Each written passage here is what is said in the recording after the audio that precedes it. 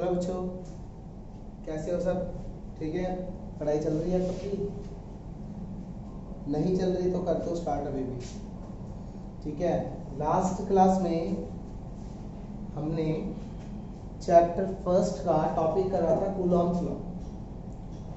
और Coulomb's law जो topic था उसके अंदर एक टॉपिक रह गया था हमारा परमिटिविटी, जिसे हम आज डिस्कस करेंगे। ठीक है, लास्ट वीडियो में थोड़ा सा मेरा गला थोड़ा खराब था, इसलिए मैंने ज़्यादा लंबी रिकॉर्डिंग नहीं करी थी। ठीक है, कोशिश करी थी लेकिन नहीं हुआ। ठीक है, इसलिए ज़्यादा लंबी रिकॉर्डिंग नहीं थी। मैं आज काफ़ी टॉपिक्स कवर करा दूंगा। ठीक है, और इन सबको देख के तुम्हें अपने सेल्फ नोट्स बना लेने हैं। ठीक है, नोट्स बना के ही उसको रिवाइज करना है। जैसे मैंने हमेशा कहा है कि रिवीजन बहुत ज़रूरी है। आगे बढ़ना ज़रूरी नहीं है कि तुम 4 चैप्टर खत्म कर दो 1 महीने में, वो कोई रिजल्ट नहीं है।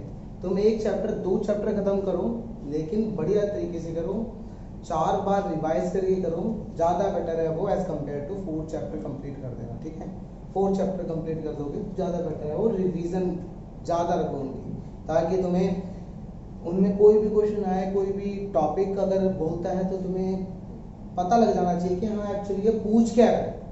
ठीक है, तो यहाँ पर मैं बात कर रहा हूँ रिवीजन की। रिवीजन मोस्ट इंपॉर्टेंट है, हमेशा आगे मत बढ़ते रहो। ठीक है, कि हमने ये चैप्टर कर लिया, ये चैप्टर कर लिया, ये चैप्टर कर लिया, नहीं। First chapter, second chapter, third chapter 4 बार रिवाइज करो, ज़्यादा बेटर है। अभी कोई जल्दी भी नहीं है। ठीक है, तो अब हम स्टार्ट कर देते हैं आज परमिटिविटी। लास्ट टॉपिक क्या था? Coulomb's law. मैं कूलॉम्स लॉ को लेके थोड़ा सा और बताता हूँ। ठीक है, उसके बाद हम परमिटिविटी पे ही आ जाएंगे। जैसे लास्ट क्लास के एक रिवीजन बता देता हूँ मैं। ठीक है, कूलॉम्स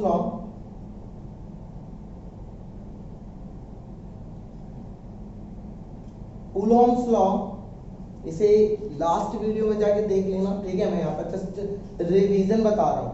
रिवीजन है क्या वही बता रहा हूँ। यहाँ पर बात होती है, जैसे ये एक चार्ज है Q1 है ये, और ये है Q2, इसके बीच में डिस्टेंस क्या है? R डिस्टेंस है। Q1 फोर्स Q2 पे लगाएगा, Q2 Q1 पे फोर्स लगाएगा।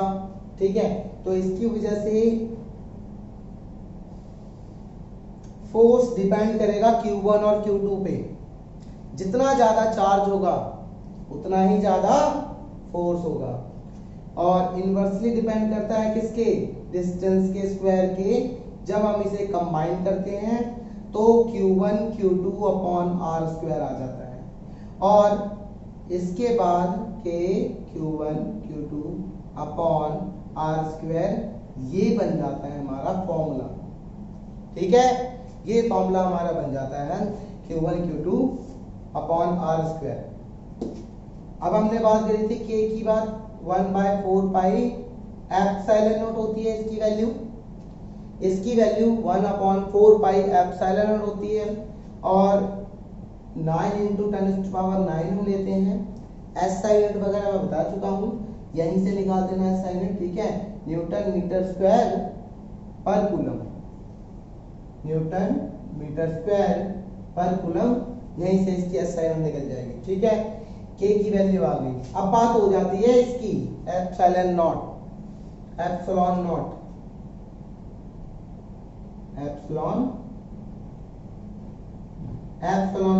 अब ये जो मैंने फॉर्मूला लिखवाया था, ये फॉर्मूला था कब के लिए? ये फॉर्मूला तब था जब हम इसे एयर या फिर वैक्यूम में हम रख रहे थे इसको। ठीक है, एयर या फिर वैक्यूम में हम इसे रख रहे थे, तब ये हमने फॉर्मूला लिखा था। क्यों? क्योंकि यहाँ पर एप्सिलॉन नॉट आ रहा है। ठीक है, एप्सिलॉन नॉट आ रहा है इस वजह से।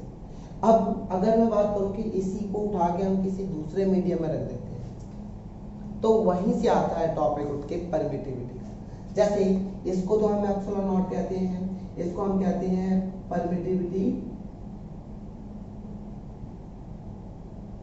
Permittivity of free space. इसका एक और नाम होता है, इसका नाम होता है एब्सोल्यूट परमिटिविटी। तो ये सारे नाम ना इसी के होते हैं। ठीक है, absolute permittivity, permittivity of free space, that's it. ठीक है, तो यहाँ पर हमने बात करी 1/4 पाई एप्सिलॉन नॉट की, और हम इसी एप्सिलॉन नॉट के बारे में ही हम यहाँ पर पढ़ेंगे। ठीक है, आगे अभी तो देखो ध्यान से।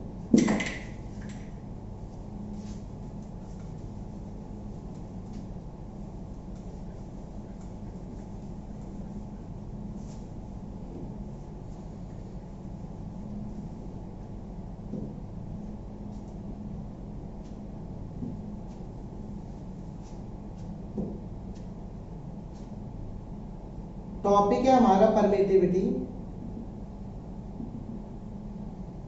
सबसे पहले परमिटिविटी होते क्या है?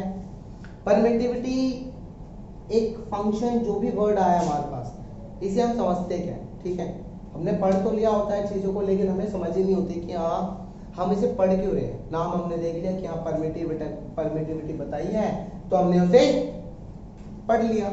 ठीक है, क्वेश्चंस भी कर लिए, लेकिन अंडरस्टैंडिंग भी बहुत जरूरी है सबसे पहले। ठीक है, कोई भी चीज पढ़ते हो, यहाँ पर बात आती है एक चीज प्रॉपर्टी की, किसी भी चीज की प्रॉपर्टी होती है। अब मुझे बताओ कि डेंसिटी एक प्रॉपर्टी है। ठीक है, किसी भी सब्सटेंस की प्रॉपर्टी है वो, और डेंसिटी के बारे में हम तब पढ़ने लग जाते हैं जब हम बात कर देते हैं वहां पर टेम्परेचर की। ठीक है, अगर मैं वहां पर बात करूं टेम्परेचर की, तो हम डेंसिटी को भी एक कंसीडर देते हैं कि हाँ टेम्परेचर बढ़ाऊंगा मैं तो डेंसिटी पे क्या इफेक्ट पड़ेगा, और टेम्परेचर घटाऊंगा तो क्या इफेक्ट पड़ेगा। वैसे ही हमने कभी भी चार्जेस के बीच में फोर्सेस के बारे में नहीं पढ़ा था। ठीक है, चार्जेस के बीच में फोर्सेस जो लगते हैं उनके बारे में हमने कभी नहीं पढ़ा था, इससे पहले हमने नहीं पढ़ा, लेकिन अब हम पढ़ रहे हैं। तो हमें वहां पर और भी फैक्टर्स हमें पता होने चाहिए जो चार्जेस के बीच में जो फोर्स को अफेक्ट करेगा, उनके बारे में पता होना चाहिए। तो मीडियम, जो भी मीडियम होता है, वो मीडियम अफेक्ट करता है या नहीं करता? कैसे पता लगेगा करता है नहीं करता? हम उसके फोर्स को कैलकुलेट करेंगे। हमने ये ऑब्जर्व करा कि पहले जब दो चार्जेस एयर के अंदर प्लेस थे, हवा में प्लेस थे,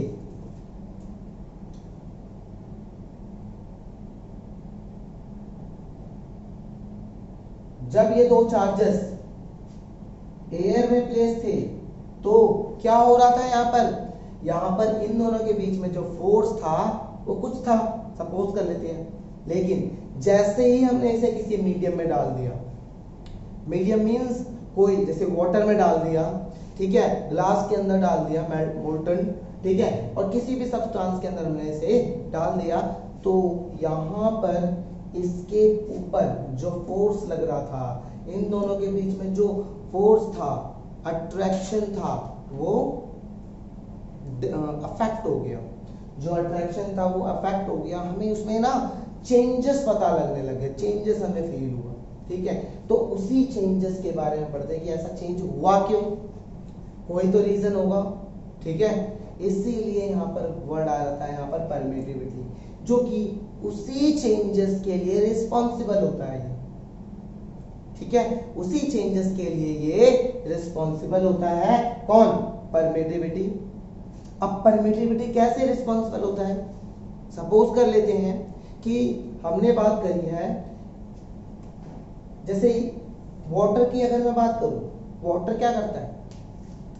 सपोज कर लेते हैं, सबसे पहले एक एग्जांपल से मैं समझाता हूं। ठीक है, गवर्नमेंट की पॉलिसीज होती हैं, परमिटिविटी को समझने के लिए ना बीच में ना ये एक ऐसा फैक्टर होता है जो चीजों को खा जाता है। ठीक है, ये खा जाने वाली चीज है। फॉर एग्जांपल कैसे? सपोज कर लेते हैं गवर्नमेंट की पॉलिसी, अगर वो पैसा देती है और अगर पैसा किसी के पास भी पहुंचता है, पब्लिक के पास पहुंचता है, अगर बीच में ब्रोकर है तो ब्रोकर क्या कर देता है, उस पैसे को खा जाता है। कितना खाएगा वो? सारा तो खाएगा नहीं वो। मान लो हमने 50,000 रुपए दिए गवर्नमेंट ने, ठीक है, 50,000 दिए पब्लिक के लिए, बीच में ब्रोकर आ गया वो, और वो ब्रोकर क्या करेगा, 50,000 में से 10,000 रुपए तो जरूर खाएगा वो। ठीक है, इतना तो हम जानते ही है।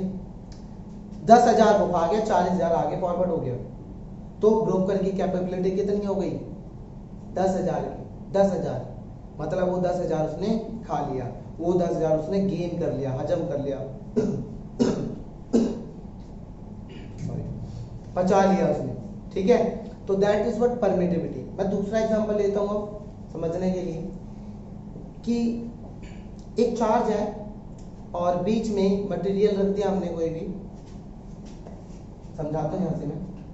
मान लो ये कोई मटेरियल है और यहाँ पर एक चार्ज है और यहाँ पर एक चार्ज है, बीच में हमने मटेरियल रख दिया, ठीक है। तो यहाँ पर इसके बीच में एक फोर्स होगा, इन दोनों के बीच में एक इनविजिबल बॉन्डिंग होती है, ठीक है। इनविजिबल बॉन्डिंग होती है जो इन दोनों को एक दूसरे से अट्रैक्ट करती है और ये रिपेल करती है। उस बॉन्डिंग को हम किससे देखते हैं? इलेक्ट्रिक फील्ड से।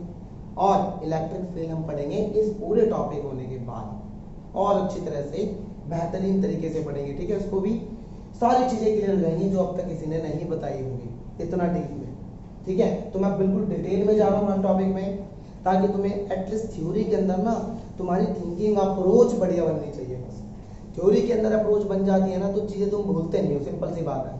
लंबा लेक्चर हो, देखने में आलस जरूर आता है, लेकिन ये नहीं कि जितनी बार तुम उस लेक्चर को देखोगे, ठीक है, वो लेक्चर तुम्हारे दिमाग में बिल्कुल सही तरीके से फिक्स हो जाएगा, ठीक है। तुम्हें स्टोरी ध्यान आएगी जब भी इन फ्यूचर तुम कभी कुछ पढ़ते हो, ठीक है। 10 चैप्टर के बाद, 3 चैप्टर के बाद तुम्हें पता लग जाएगा कि तो रिवीजन कितनी इंपॉर्टेंट थी।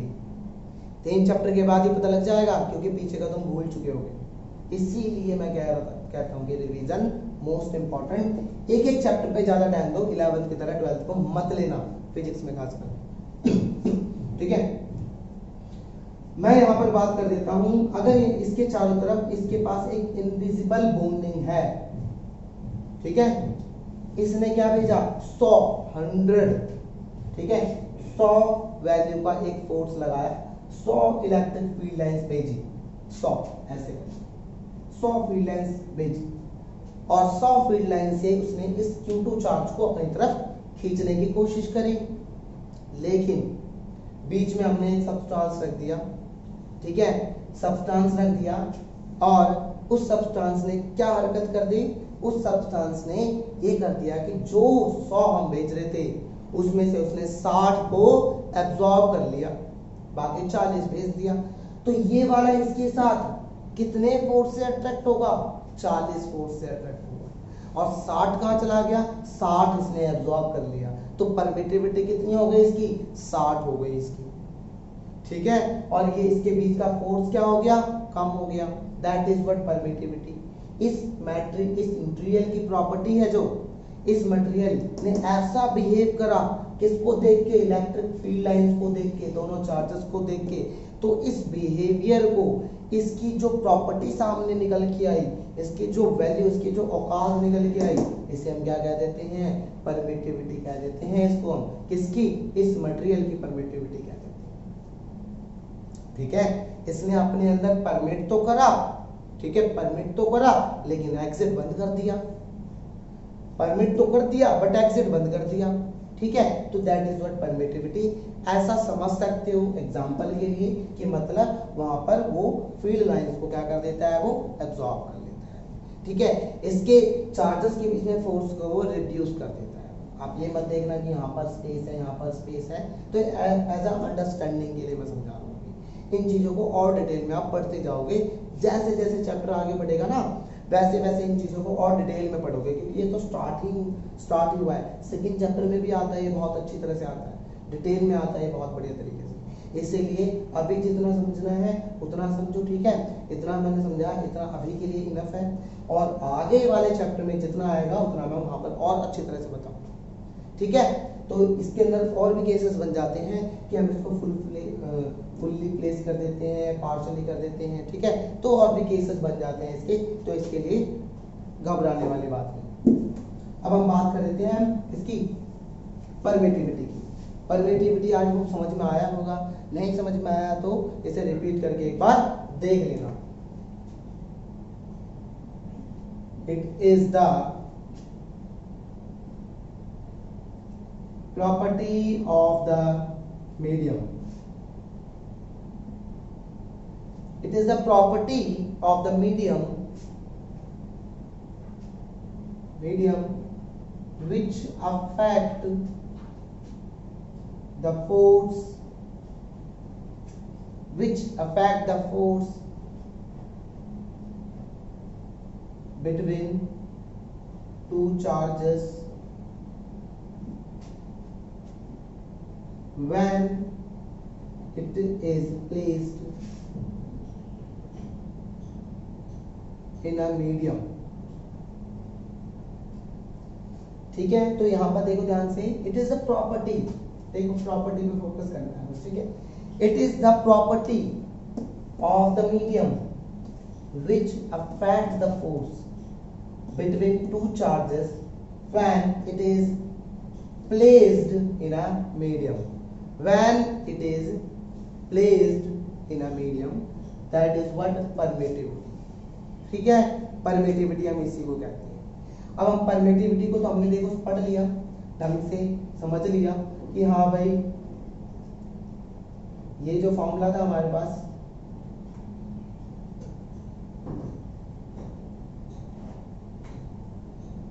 ये जो फॉर्मूला था कूलॉम्स लॉ का था, इस फॉर्मूले के अकॉर्डिंग अगर मैं इसको ऐसे लिख देता हूं 1/4 pi epsilon naught Q1 Q2 upon R square, तो यहाँ पर आ जाता है इस E नॉट को हम क्या देते हैं, क्या,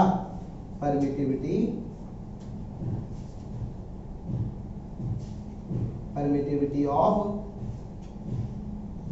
फ्री स्पेस और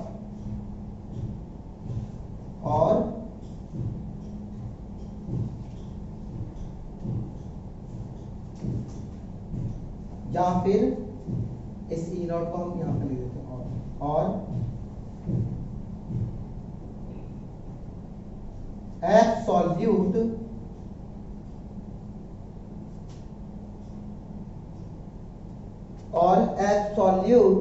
परमिटिविटी।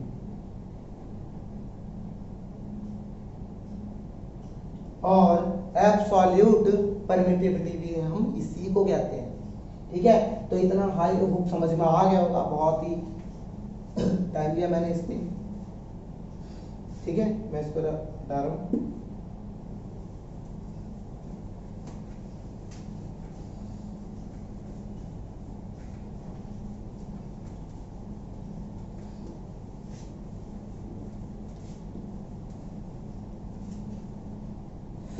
एक फॉर्मूले पे तुम्हें ध्यान देना है, ठीक है। एक फॉर्मूला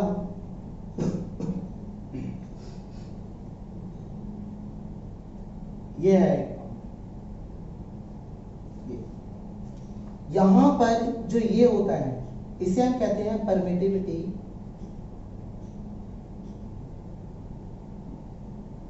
ऑफ मीडियम। आप इसे EM भी लिख सकते थे ऐसे, वो आपकी मर्जी है, ठीक है, कि आपको कैसे आसान लग रहा है, इजी लग रहा है, कोई दिक्कत नहीं है इसमें। E नॉट होता है, जैसे मैंने अभी बता दिया,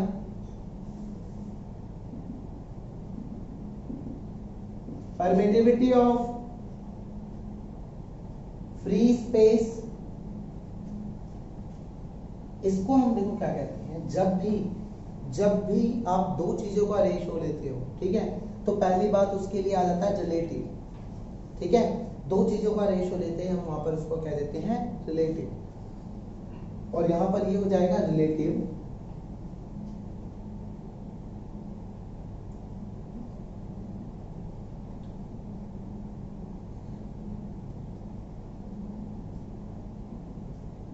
इसे हम क्या देते हैं, रिलेटिव परमिटिविटी।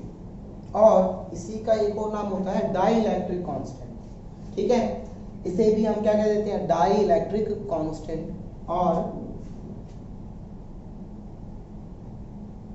डाइइलेक्ट्रिक कांस्टेंट कुछ नहीं होता, यही होता है, ठीक, बस थोड़ा डिफरेंट तरीके से हम इसको बोल देते हैं और कुछ नहीं। जहां यूज होना है अभी डाइइलेक्ट्रिक कांस्टेंट और यहाँ पे परमिटिविटी, एक ही मतलब होता है, किसी भी मटेरियल की, किसी भी सब्सटेंस की प्रॉपर्टी जो चार्जेस को देखते ही हरकतें करने लग जाए, अब उसका बिहेवियर अलग हो जाए, मतलब वो तभी अपना बिहेवियर, वो वाला बिहेवियर शो करेगी जब वहां पर दो चार्जेस आएंगे। ठीक है, तो उसे हम कह देते हैं ये रिलेटिव परमिटिविटी।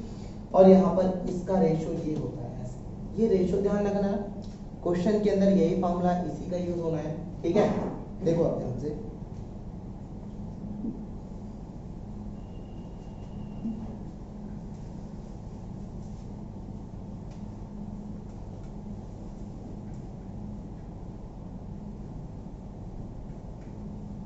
अगर हम बात कर देते हैं फोर्सेस की, ये force when placed in air, जब हमने दो चार्जेस को उठा के Q1 है और एक चार्ज Q2 है, उसको उठा के हमने एयर में रखा हुआ है, अभी इनके बीच में डिस्टेंस क्या है, R है। एयर रखो या फिर वैक्यूम रखो, हमने इसे मान लो वैक्यूम ले लिया, वैक्यूम ले लिया, क्योंकि एयर और वैक्यूम के लिए हम अप्रॉक्स सेम ले लेते हैं, क्योंकि वैल्यू में ज्यादा इफेक्ट पड़ता नहीं है, ठीक है। और एक और ध्यान रखना, ER जो होता है हमने बताया रिलेटिव परमिटिविटी, ठीक है, वो ER की जो वैल्यू होती है एयर या फिर लिखना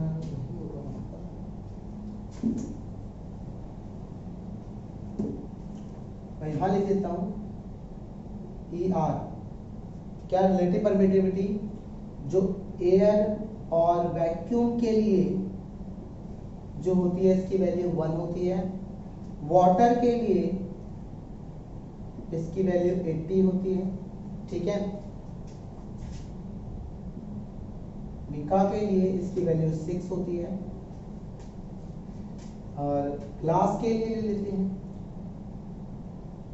ग्लास के लिए इसकी वैल्यू वैरी कर जाती है 5 से 10, मेटल के लिए इनफाइनाइट होती है, ठीक है, थोड़ा ध्यान रख लेना बस,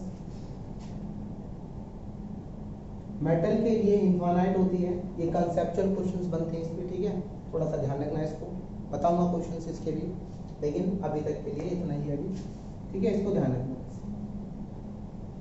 याद करने की जरूरत नहीं है, पढ़ लिया बस, एक वाटर पढ़ लिया और मिका, ठीक है, और एक मेटल, इसका जरूर ध्यान रखना, ठीक है, मोस्टली यूज होता रहता है। बात होती है वैक्यूम की, force in vacuum K 1/4 pi epsilon naught Q1 Q2 upon R square,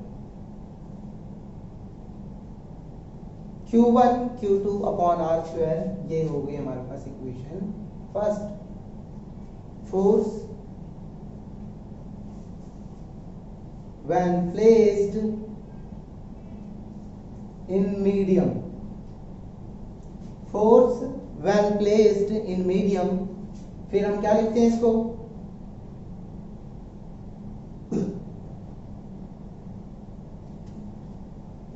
Q1 Q2 R square, यहां पर मीडियम के लिए हमने क्या लिया, एप्सिलॉन, ठीक है, एप्सिलॉन के नीचे m भी ले लो, कोई दिक्कत नहीं है इसमें, ठीक है, बाकी नहीं लेते हो तो भी कोई दिक्कत नहीं है, वैसे मैंने हमेशा पहले ही बता दिया था, ठीक है, ये आ गया, इसे हम इक्वेशन मान लेते हैं 2।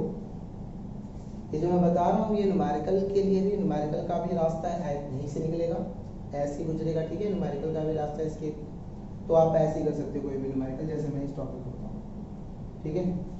यहाँ देखना ध्यान से, इन दोनों को हमने क्या करा, डिवाइड कर दिया, first divided by second, first divided by second क्या जाएगा, F V upon M, F V कितना है, 1/4 pi epsilon naught Q1 Q2 R square upon 1/4 pi epsilon naught Q1 Q2 upon R square, ये पूरा cancel out हो गया, और 4 पाई से 4 पाई भी कट गया, ठीक है, यहाँ पर क्या बचा, एफ बी एफ एम 1/एप्सिलॉन नॉट 1/एप्सिलॉन, ये बचेगा हम इसे रिवर्स कर देते हैं, एफ वी एफ एम 1/ε0 और ये ऐसे आ जाएगा। ठीक है,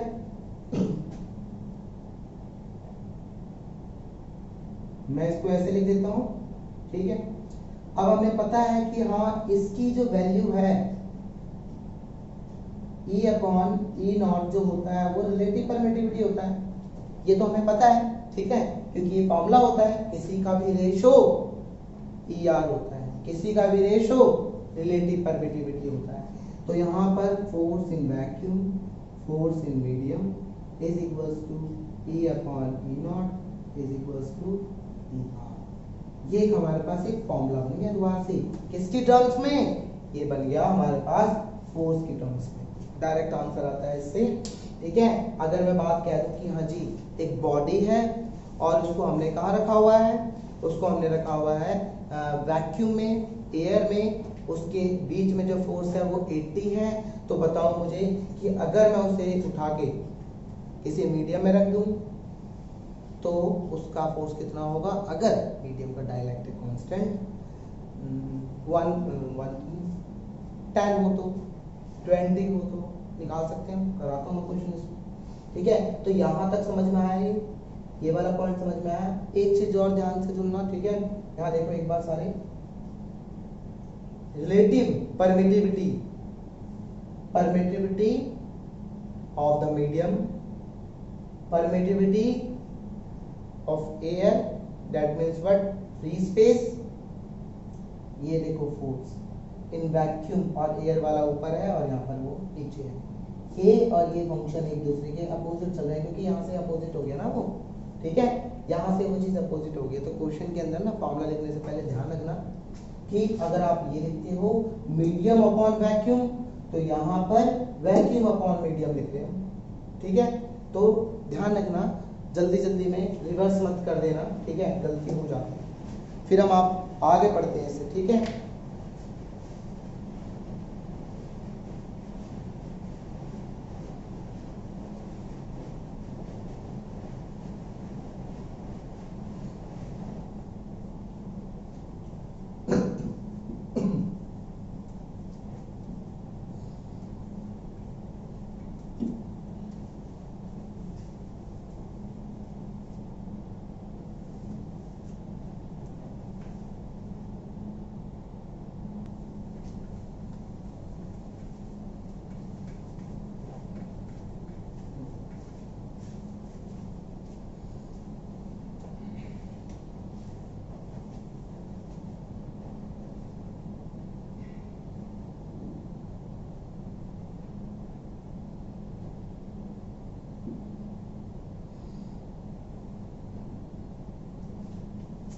इस पे देखो हम क्वेश्चंस करते हैं। ठीक है, और ज्यादा अच्छी तरह से क्लियर हो जाएगा, कोई दिक्कत नहीं होगी। क्वेश्चन देखिए ऐसे है ये क्वेश्चन। ठीक है, आसान है, बहुत ज्यादा इजी है, कोई दिक्कत नहीं है। हमने क्या करा कि एक बॉडी ली है, चार्जेस लिए हमने दो, और दो चार्जेस को हमने पहले जब वो एयर में थे,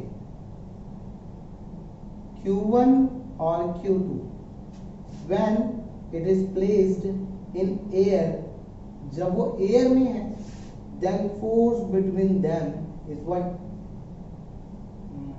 80 न्यूटन। जब वो एयर में थे तब उनके बीच में फोर्स कितना था, 80 न्यूटन फोर्स था। ठीक है, अब बताओ कि अगर मैं उसे मीडियम में प्लेस कर देता हूँ, हम उसे वाटर में प्लेस कर देते हैं। ठीक है, और हमने कंटेनर लिया, कंटेनर के अंदर हमने उसे प्लेस कर दिया, और इस कंटेनर में क्या है, इस कंटेनर के अंदर वाटर, सेम चार्जेस है, सेम सिस्टम को उठा के हमने इसमें वाटर में प्लेस कर दिया, और वाटर में प्लेस करा तो वाटर के लिए जो डाइलेक्ट्रिक कांस्टेंट है एग्जाम में गिवन दे देगा वो।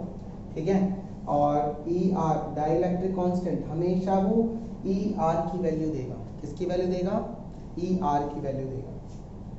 ER कितना है, वो दे देगा 80। अब हमें बताओ कि इसके बीच में जो फोर्सेस है वो कितना कितना फोर्स होगा, इसके और इसके बीच में कितना फोर्स लग रहा होगा, ठीक है, वो हमें बताना है। कैसे पता लगेगा? ER 80 है, formula ER is equals to force in vacuum force in medium, ऐसे है, ठीक है। वैक्यूम क्या है? वैक्यूम ये रहा वैक्यूम, और एयर के लिए एक ही बात होती है, ठीक है, चाहे वैक्यूम बोले चाहे एयर बोले। तो ER 80, ये कितना हो गया?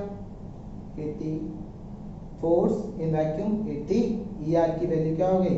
80, force in a medium 80 upon 80 कितना आ गया? 1 न्यूटन आ गया। मतलब यहाँ पर क्या मैं कहना चाह रहा हूँ कि 1 न्यूटन आ गया। 1 न्यूटन का मतलब कि पहले तो इनके बीच में कितना लग रहा था? 80 न्यूटन फोर्स, ठीक है, कितना फोर्स है? 80 न्यूटन का फोर्स है, लेकिन अब इनके बीच में फोर्स कितना रह गया? 80 न्यूटन फोर्स रह गया।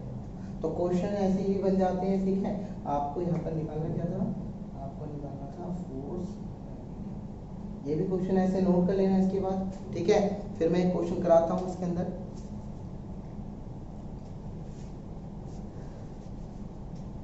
क्वेश्चन पुट कर लेना।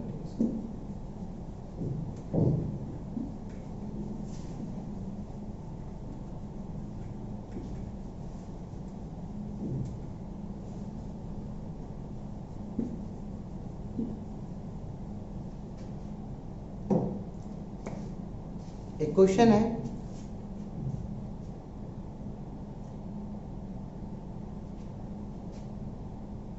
Force between two charges, force between two charges Q1 and Q2 is 400 tons to power 3 Newton.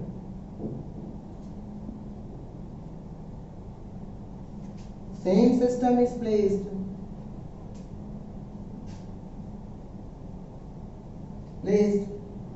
in Mica. Then find the force Mica. Then find the force between these two charges. Force between these two charges. Find the force between these two charges. और मीका के लिए question में given है ER की value 6 है, इसके लिए मीका के लिए, ठीक है। क्वेश्चन ये था हमारा। देखो यहाँ पर मैं इसे एक बार समझा देता हूँ क्वेश्चन।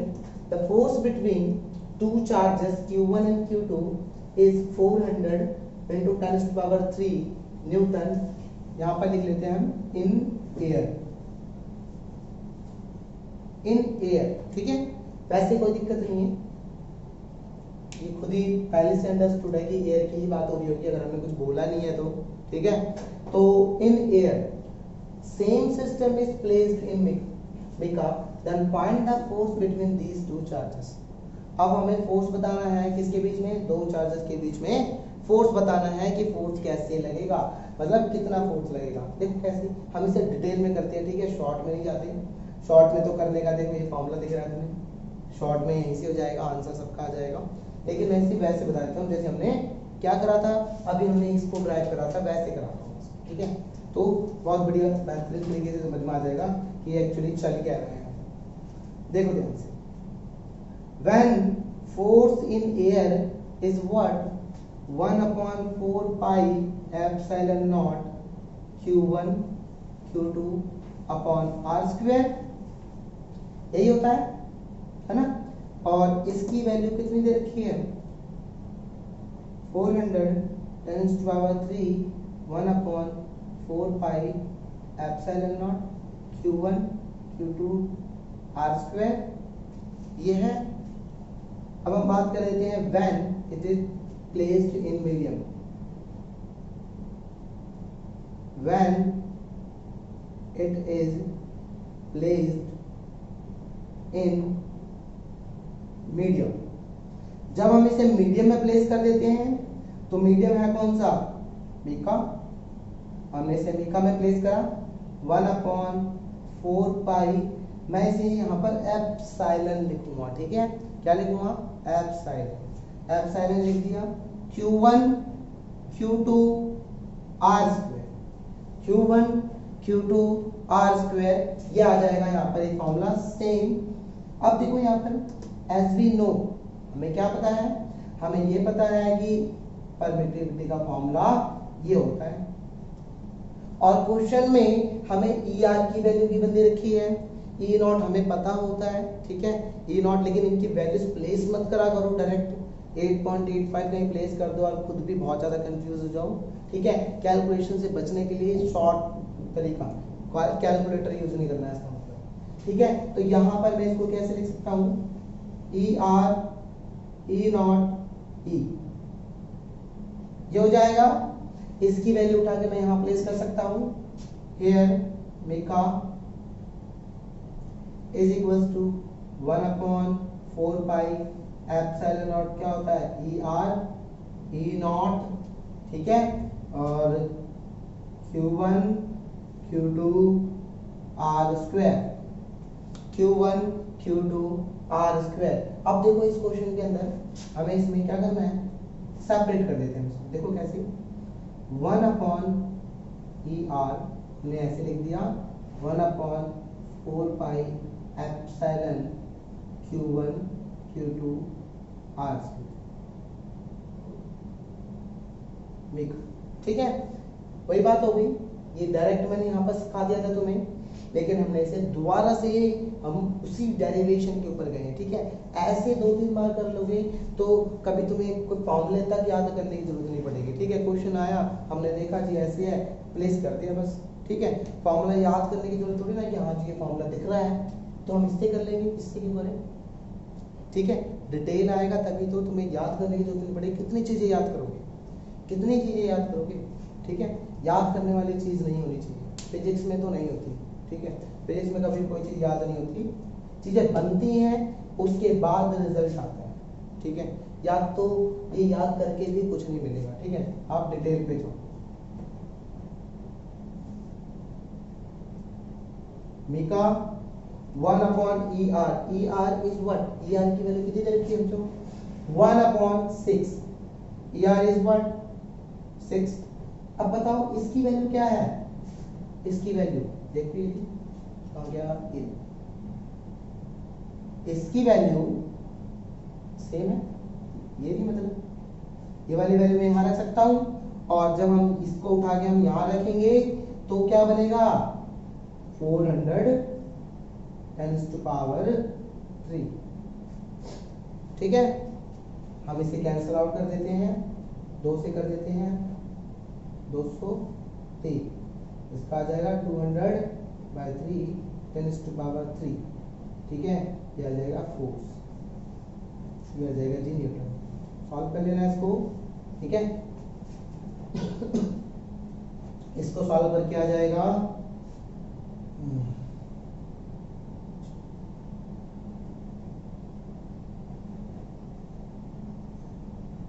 66.6 ठीक है, 10⁻³ न्यूटन, ठीक है।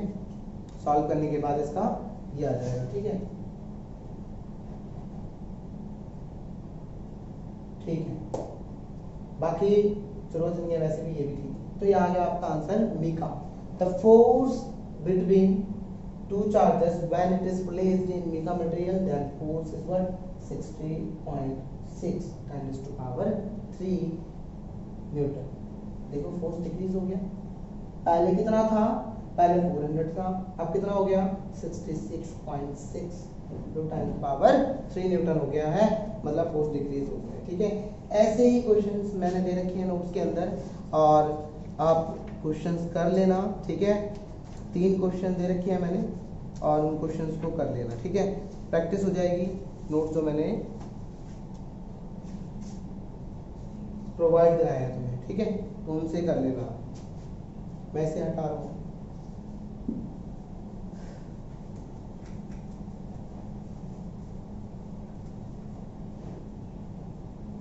पॉज करना है इसको, नहीं करना।